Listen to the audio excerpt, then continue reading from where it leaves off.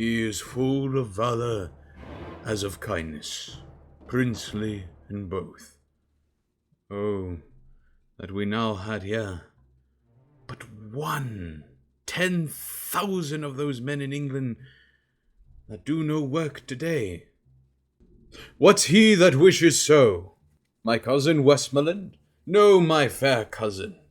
If we are marked to die, we are now to do our country loss.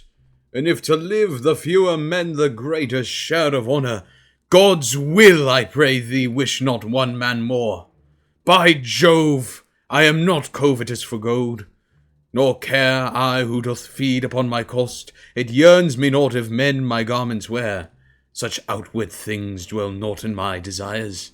But if it be a sin to give it honour, I am the most offending soul alive. No. Faith, my coz, wish not a man from England. God's peace, I would not lose so great an honour as one man more, methinks would share from me for the best hope I have.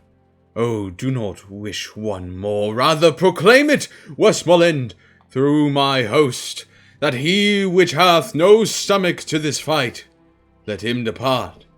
His passport shall be made, and crowns for convoy put into his purse. We will not die in that man's company that fears his fellowship to die with us. This day is called the Feast of Crispin. He that outlives this day, and comes safe home, will stand a tiptoe when the day is named, and arouse him at the name of Crispin.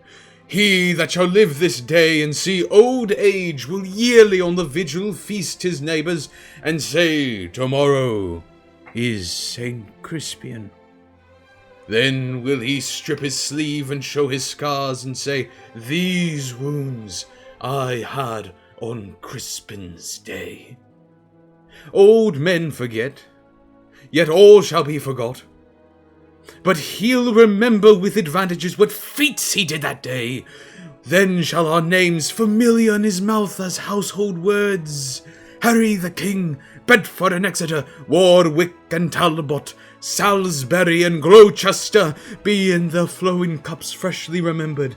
This story shall the good man teach his son, and Crispin shall ne'er go by, from this day to the ending of the world, but we in it shall be remembered. We few, we happy few, we band of brothers. For he today that sheds his blood with me shall be my brother. Be he ne'er so vile, this day shall gentle his condition. And gentlemen in England now abed shall think themselves accursed they were not here, and hold their manhoods cheap, whiles any speaks that fought with us upon St. Crispin's day. My sovereign lord, bestow yourself with speed. The French are bravely in their battle set, and will with all expedience charge on us.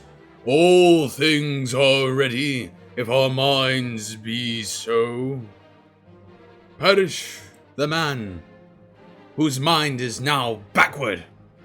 Thou dost not wish more help from England, coz? God's will, my liege, would you and I alone, without more help, could fight this royal battle. Why, now thou hast unwished 5,000 men, which likes me better than to wish us one. You know your places. God be with you all.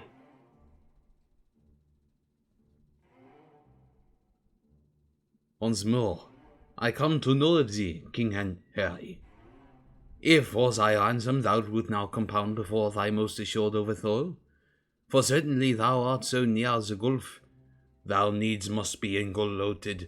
Besides, in mercy, the contestable desires thee thou wilt mine, thy followers of repentance, that their souls may make a peaceful and a sweet retire from off these fields, where wretches their poor bodies must lie and fester. Who hath sent thee now? The Constable of France. I pray thee, bear my formal answer back. Bid them achieve me, and then sell my bones. Good God! Why should they mock poor fellows thus? The man that once did sell the lion's skin while the beast lived was killed with hunting him. Many of our bodies shall not doubt find native graves upon the which I trust shall witness live in brass of the day's work, and those that leave their valiant bones in France dying like men, though buried in your dunghills, they shall be famed, for there the sun shall greet them and draw their honours reeking up to heaven, leaving their earthly parts to choke your clime, the smell whereof shall breed a plague in France. Mark them abounding valour and our English, that being dead, like to the bullets grazing, break out into a second course of mischief, killing and relapse of mortality, where let me speak proudly. Tell the constable, we are but warriors for the working day. Our joy and our guilt are all besmirched with rainy marching in the painful fields. There's not a piece of feather in our host. Good argument. I hope we will not fly, and time hath worn us into slovenry. But by the mass, our hearts are in the trim, and my poor soldiers tell me yet ere night they'll be in the fresher robes, or they will pluck the gay new coats o'er the French soldiers' heads, and turn them out of service. If they do this, as if God please they shall, my ransom then will soon be levied. Herald, save thou thy labour. Come thou no more for ransom, gentle Herod. They shall have none, I swear, but these my joints, which if they have, as I will leave 'em them, shall yield them little. Tell the constable. I shall, King Harry.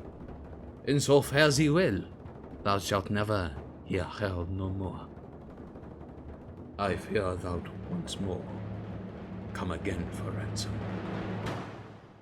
My lord, most humbly on my knee, I beg the leading of the voivode. Take it, brave York. Now, soldiers, march away, and how thou pleasest God, dispose the day.